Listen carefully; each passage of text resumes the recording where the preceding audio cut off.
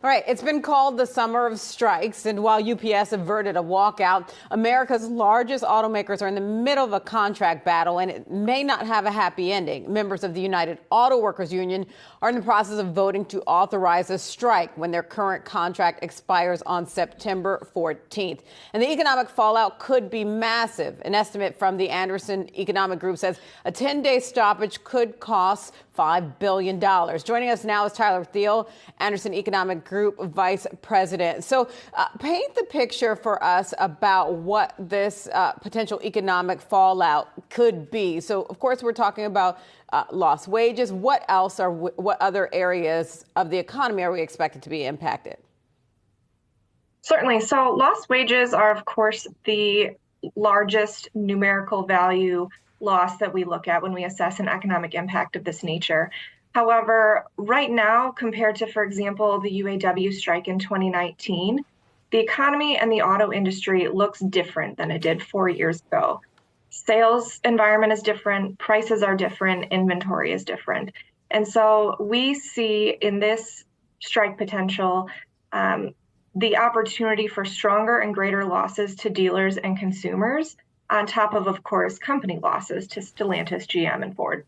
So, Tyler, let's break that down a little bit further. You talk about the fact that it could impact the automakers, consumers, and also dealers. Let's start specifically with consumers, because a lot of people are asking, hey, what could this mean for me if I'm going out to buy a car? What does that look like? And I guess the timeline of that, because a lot of it, I would think, depends on how long this strike goes on for, potentially. Certainly. So back in 2019, if you'll recall, the GM strike lasted 42 days. That caused, if you look back at the seasonally adjusted data, a single quarter recession in the state of Michigan because the auto industry is so strongly represented. But back then, we had about 5 times the vehicle inventory that we do today. Granted, that ranges widely from vehicle to vehicle, brand to brand. However, right now, on average, we're hovering at around 55 days inventory. And so that's certainly not enough to withstand a very long strike. And given what the historical data shows you, what does your data show you about expectations for how long a strike could last this time around? Well, the talks and the rhetoric leading up to this strike have been different as well. In the past, we've seen the UAW strategy be to target only one of the big 3 OEMs in Detroit. And we certainly saw that 4 years ago with the GM strike. However, in this case, I read recently with record profits, employees would like to see record-breaking contracts.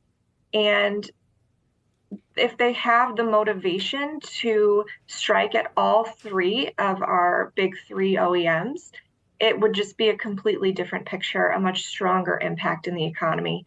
And when we add up a total economic impact, for example, it is not just GM plus Ford plus Stellantis. The industry multiplier required grows at that rate because there is a stronger impact to the industry as a whole. Tyler, the approach to the talks this time around with President Shawn Fain at the helm of UAW, how has that differed when we talk about the approach and the potential outcome with all 3 striking, with the UAW striking against all 3 of the automakers versus what has happened in the past? What do you attribute that to? And I guess how big of a deal or how much more that loss could be as a result?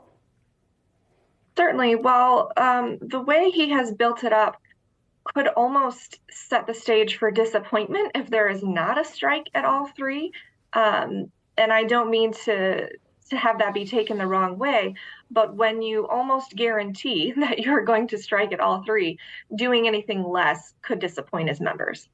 And I want to ask you, Tyler, is the potential that this may end up being much ado about nothing and that there isn't a strike ultimately, that they come to the table and come to some kind of resolution?